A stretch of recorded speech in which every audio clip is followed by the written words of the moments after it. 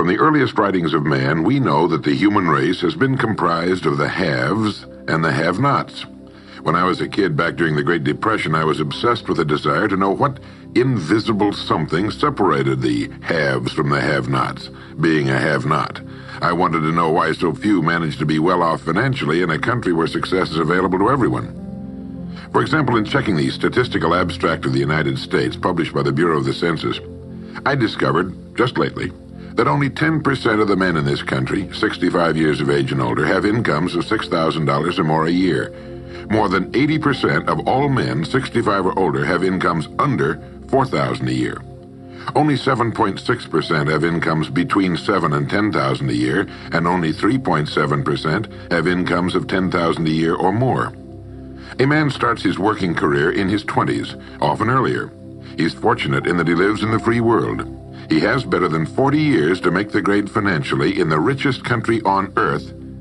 Yet, according to the statistics, only about 10 out of 100 will be financially secure by the time 65 rolls around, and only about 4 men out of 100 will be financially comfortable. Now, why? Well, let me tell you how to find out for yourself. Conduct your own survey. Start down the street in your neighborhood on any Saturday or Sunday and ask the man of every house 2 questions. The first question is, what are you doing at the present time to increase your income now? That is, how much do you want to earn? And when you've evaluated the blank stare you get in response to that question, ask question number 2, which goes, how much money are you planning to be worth at age 65? Now, when the silence becomes too unnerving, thank him and move on to the next house. Ask 50 men, 100, 1,000, until you're completely convinced that the reason men don't make more money during their working lives, and the reason men aren't financially independent by the time they're 65, is simply that they seldom, if ever, do any constructive thinking on either subject. It's that simple, unfortunately. The reason it's so easy to earn far more money than the average man earns in this country is that so very few, are going about it the right way. This is a race without enough contestants to bother about. The few who are really in the race can all be winners. Some will finish ahead of the others, but even the man who finishes last in this race will be financially secure. Most people, more than 90%, aren't even in the race. To prove it, ask yourself the 2 survey questions. Up until the time you started listening to this message, what were your plans for increasing your income? How much do you want to earn? And how much money had you decided to be worth by the time you're 65? You see, people who earn large incomes aren't lucky, and they're not crooks as those without money are so fond of pretending, nor are they endowed with more brains or talent necessarily than their friends and neighbors, nor are they privy to occult secrets, and only a very few were lucky enough to have had rich fathers or grandfathers. Most of the people earning the big incomes today started the same way you and I did, and most other people. The only difference between the men who earn big incomes and those who earn small incomes is that those earning big incomes decided to earn more. They're the people who made it their business to earn more. You see, a woman who does not think about baking an apple pie for dinner tonight will never think of looking up the recipe for apple pie. Without the decision for pie, there's no motivation for checking out the recipe. A man who does not think about driving his car to St. Louis, Missouri or Nacogdoches, Texas will never get road maps which show how to get to St. Louis or Nacogdoches. And a man who never decides to earn more money will never think of learning how, of looking up the rules for earning more money. You see, people do what they make up their minds to do. So get rid of the ancient superstition once and for all that people who earn big money are special people, or lucky, or get the breaks, or had money to begin with, or knew someone, or are smarter, or anything else. These are alibis. They can all be disproved 1,000 times. The reason there are so many of these alibis around is that men who fail to make the grade financially are seldom honest enough to just admit that they really didn't try and keep trying. So in order to justify their failure, in order to remain seated, they dream up and pass along these old alibis. We're all self-made, but only the successful will admit it. I once had occasion to visit Charleston, South Carolina. I'd never been there before, so I hired a taxi to drive me around the historic old town. I particularly wanted to see the battery where that famous shot was fired on Fort Sumter. Along this beautiful drive, some of Charleston's oldest and finest homes look out over the bay. I commented to my cab driver on what lovely homes they were, and he said, yes, some of those homes have 40 rooms. And then he thought a moment and he said, and every one of them is owned by a crook. This is how the have-nots justify themselves and their lot in life. I didn't say anything because I didn't feel I was entitled to advise him or try to straighten out his thinking. This is a free country where as long as he doesn't hurt others, everyone has the unalienable right to be just as wrong as he wants to be. As Thomas R. Lounsbury, the American scholar and educator, put it, we must view with profound respect the infinite capacity of the human mind to resist the inroads of useful knowledge. My taxi driver and men and women like him all over the world have been kidding themselves and holding themselves down and refusing the bounty and abundance of the world for centuries. Knowledge is available to everyone. We can either listen to those qualified to teach us, or we can go along with those ancient stumbling blocks we get from people who don't know any more than we do. The truth, incidentally, about those homes along that beautiful drive is that they were built by the men and women who made the largest contribution to the city of Charleston. In just a moment, I'm going to give you the formula for getting rich, but before I do, I want to remind you of something. Before a jet pilot begins his takeoff from an airport, he carefully goes over a checklist, item by item. He does this not only because it's required by law, but because he cannot afford to trust so important a job to his memory alone. He has another checklist that he goes over just as carefully before he begins his letdown at his destination. He does this without fail every time he takes off and every time he lands. Well, I think living successfully is as important as flying an airplane. And because of this, I think each of us needs a checklist too. And that's why there's one included with this cassette. We need a checklist to go over item by item before we take off in the morning and before we drop off to sleep every night. So I want to recommend that you affix the checklist to your bathroom mirror. Stare at it as you brush your teeth in the morning and stare at it again as you prepare for bed at night. Go over each item, and as you do, think of what each item represents. Now here's number one. It's the formula for getting rich. It also explains why you're in your present position, whether you're earning $6,000 a year or $16,000 or $60,000 or $600,000. It applies to every adult, whether he's employed or unemployed. It applies to the richest man and to the poorest, and every person in between. And here it is. Our rewards in life will always be in exact proportion to our contribution, our service. Now that's what the formula means as the first item on your checklist. Memorize it. Our rewards in life will always be in exact proportion to our contribution, our service. Listen to it, think about it until you know it emotionally as well as intellectually. It might give you some slight feeling of superiority to realize that there's probably not another man within a mile of where you live who knows it. You can add it as a question on your survey if you want proof of that. If you want it in another form, here it is as it applies to a man's job. It's the same thing really, the same thing applies, but you can express it differently. The money you're paid by the company you work for will always be in direct ratio to the need for what you do, your ability to do it, and the degree of difficulty involved in replacing you. Maybe you want to write the formula down in both of its forms and think about it until it's as much a part of you as your name. The reason it isn't spelled out on your checklist is because you might not want everyone to know what you're up to. The checklist is valuable only to a person who knows what the words really indicate. All right, you've got the formula. As you think about it, its meaning will become clearer to you. With the formula, there are two rules which must be applied to properly use it. This formula, together with the two rules, is your recipe or your roadmap to earning all the money you really want. Now let's take a look at item number 2 on your checklist. And I'm serious about your putting this checklist on your mirror. You'll notice it's pressure sensitive. Item number 2, the gold mine. The Pulitzer Prize-winning playwright Archibald MacLeish in his play The Secret of Freedom wrote, "The only thing about a man that is a man is his mind.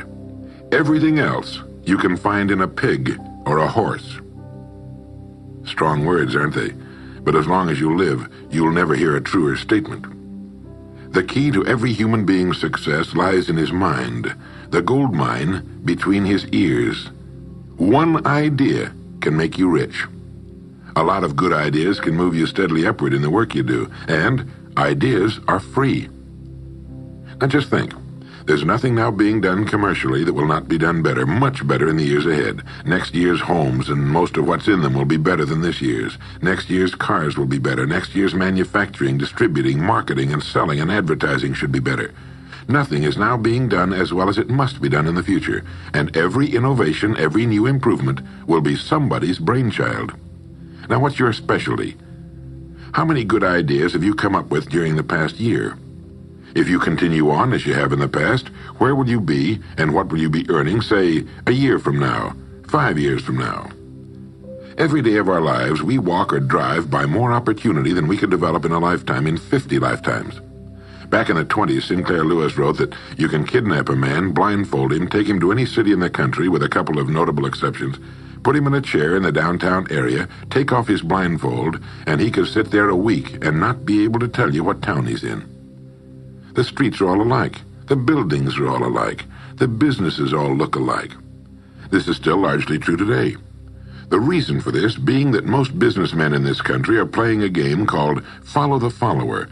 If a man goes into business, no matter what line it happens to be, the first thing he does is make certain that his place of business, outside and inside, looks exactly like every other place of business of that type in the country. Do you know why? It's because he's been playing copycat since he was a year old and does it without thinking about it. For the same reason kids dress alike in school. He wants to be one of the gang. He doesn't necessarily examine all the business establishments in his field and pattern his on the one outstanding example, the one that inspires him, the one that he can really believe in.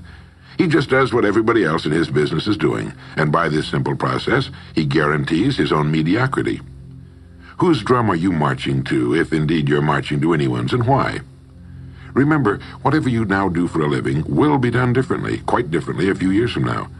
Never in the history of mankind have the opportunities for all of us been so great. But the great majority of people will be the beneficiaries of progress, not those who bring it about. Which group are you going to belong to?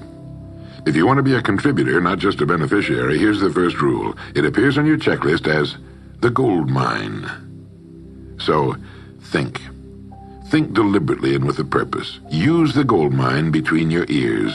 Begin by thinking at a special time every day. Back during the Depression, a New York lumber dealer was growing rich while other lumber dealers were going broke. When asked how he did it, he said, "Every evening when I get home, I close myself up in a quiet room, sit in a comfortable chair, and ask myself, how will my business be conducted 10 years from now? Then I try to do it now." Instead of competing with every other lumber dealer, which is what they were doing, he was creating. He was doing the very thing man was designed to do, the very thing man does best. A company growing at the rate of 10% a year will double its size in less than 8 years. But a man can improve his effectiveness 50% or 100% a year or more. The experts tell us that every one of us has within him deep reservoirs of ability, even genius, that he habitually fails to use. Well, let's begin now to reach into these deep, rich areas of pure net profit and use more of our real abilities. Let's think. Here's the best way I've found to make yourself think. Start getting up a little earlier than you're accustomed to. Right off the bat, this gives you extra time that 95% of the men in this country are not using at all. 1 hour earlier a day gives you 6.5 extra 40-hour weeks a year. But at this time in the morning, take a refreshing shower, dress, get yourself a fresh, hot cup of coffee if you're a coffee man, and then sit down to a clean sheet of paper. At the top of the paper, write your financial goal. Now, this is the amount of money per year you intend to earn soon. Incidentally, you might like to keep this to yourself, too. It's nobody's business but yours. Then, start to think. Think about your goal and what it'll mean to you and your family. Then see how many ideas you can come up with to help you reach that goal. Ideas to improve what you now do for a living. Ways of increasing your contribution to match your income goal. You know, jobs don't have futures. People do. No matter what line of work you may be in, there is within it more than enough opportunity to last a lifetime. You don't have to think of brand new ideas or revolutionary new ways of doing things, although you well might come up with some. Think of ways of improving what is now being done. If you are to increase your income by the amount you've specified, you must find ways of increasing your contribution, your service. And the key to this is to be found in your mind, in that gold mine between your ears. Try for 5 ideas every morning and write them down, and save those sheets of paper in a special idea file. Many, perhaps most of your ideas will be worthless, but some of them will be very good. A few will be excellent, and every once in a while you will come up with something really outstanding. You see, 5 ideas a day is 25 a week if you don't think on weekends. Now that's more than 1,000 ideas a year. One idea can get you to that income you're shooting for. The law of averages swings so far in your favor you just can't miss. Try to develop a sense of expectancy. That is, try to hold the feeling that the goal you're shooting for is a sure thing, and that it's only a matter of time before it's realized. You know, Henry Ford didn't start making cars until he was 45. A friend of mine started a new company at 65. He's still going strong, and his new company has sales of better than $300 million a year. It's almost never too late. Try not to think of things outside of your own line of work or whatever it is you're most interested in. To think well and profitably, you must discipline your thinking. Keep it on course, controlled, keep it in one field, specialize. Now for the final item on your checklist. It appears as the word. And the word is attitude. Attitude has been called the most important word in the language. William James put it this way. He said, "The greatest discovery of my generation is that human beings can alter their lives by altering their attitudes of mind." Now, this is something to think about. Can alter their lives by altering their attitudes of mind. It's another way of saying we become what we think about. Look at it this way. Your total environment, if you've been an adult for any appreciable period of time, your total environment is a reflection of you as a person. The house and the neighborhood in which you live, the car you drive, the clothes you wear, the job you do, the people with whom you regularly associate. Your total environment is an exact and merciless mirror of you as a human being. Now, if you feel your environment can stand some improvement, you have only to improve your attitude, and your world will gradually change to reflect the changing person. Here's how to change your attitude. Beginning now, begin to act as would the person you most want to become. Now that is, if you were already in possession of the goal you're shooting for, how would you conduct yourself in all of your affairs? Well, do it now, and tomorrow, and the next day. Begin now to act the part of the person you most want to become, and you'll end by becoming that person. Subtly, in little ways, in the way you dress, in the way you talk, in the unfailing courtesy you show to every person with whom you come in contact, begin to act the part of the person who has already achieved that which you're shooting for. The German philosopher Goethe gave us the secret when he said, before you can do something, you must first be something. When you behave like the person you most want to become, the things that person would have will tend to come to you. It's simply cause and effect. Don't be in too big a hurry. It takes longer to build a skyscraper than a chicken coop. Build slowly, steadily, and well. Then when you make it, you'll keep it. You'll stay on top. Always be suspicious of the so-called get-rich-quick scheme or sudden success. Never forget that word, attitude. It's your attitude toward the people with whom you come in contact that will determine their attitudes toward you. The person with a great attitude toward life and the world is the person other people call lucky. He's not lucky. He's just using our old friend, cause and effect. His causes are excellent, and his effects have to be just as good.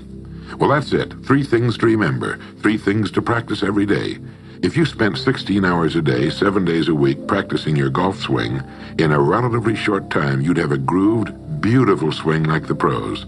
So practice your new attitude every day, every waking hour. Practice thinking a few minutes every morning, and you'll find yourself thinking all day long. And remember the formula. Our rewards in life will always be in exact proportion to our contribution, our service. Go over the ideas in this message every day until they're as much a part of you as your name and your temporary address. You'll notice that each time you listen, you'll hear something new. You'll get a new idea you failed to get before. This is Earl Nightingale, and thank you.